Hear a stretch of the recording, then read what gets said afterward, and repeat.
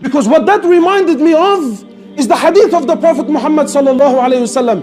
Whatever you live on, the deen that you live on, whatever you claim it to be, whatever you lived on, trust me, that's what you're going to die on.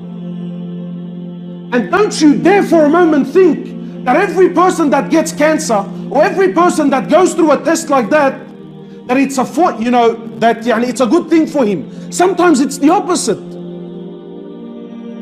Sometimes it's the opposite.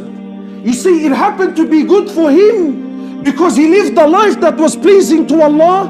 He remembered Allah in good times. Therefore, Allah subhanahu wa ta'ala remembered him in times of difficulty. Trust me, I believe that Allah didn't give it to him simply because, wallah, he's Muhammad Nagi and he happens to be special. No. He worked hard when things were good, when things were easy, when people usually forget Allah, when people usually don't have time for deen, when people usually don't have time for the masjid. He remembered Allah then, so therefore Allah subhanahu wa ta'ala remembered him when he needed him the most. Allah there remembered him. Allah subhanahu wa ta'ala stayed with him. And Allah subhanahu wa ta'ala allowed him to die bi'idhnillah successfully. Something that many of us think, yeah, brother, I'm Muslim, alhamdulillah, look at me, I'm living, I'm going, I'm coming. Of course I'm going to die on Tawheed. How do you know this? What proof do you have that you're going to die on this? Wallahi, I know people, Muslims, born Muslims, raised Muslims.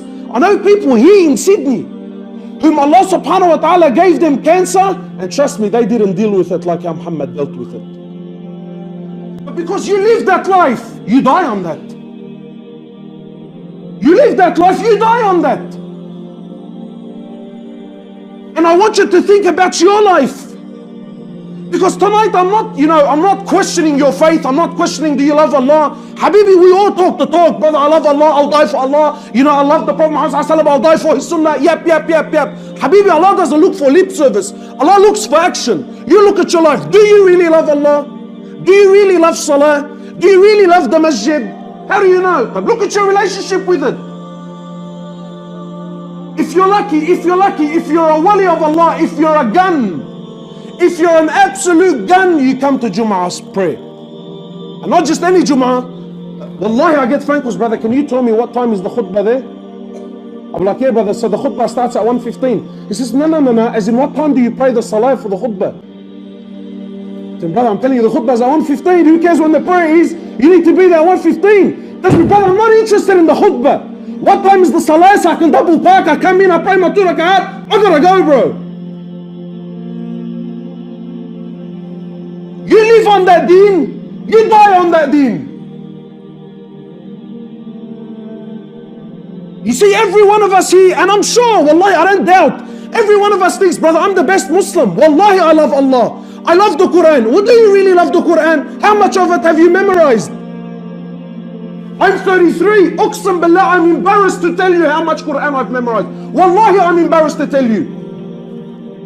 Hala, come pull me aside, tell me, hey, Hubbas, you love the Quran? Astaghfirullah, bro, what are you saying? Wallah, I'll die for the Quran. Do you really, you spinner? Do you really?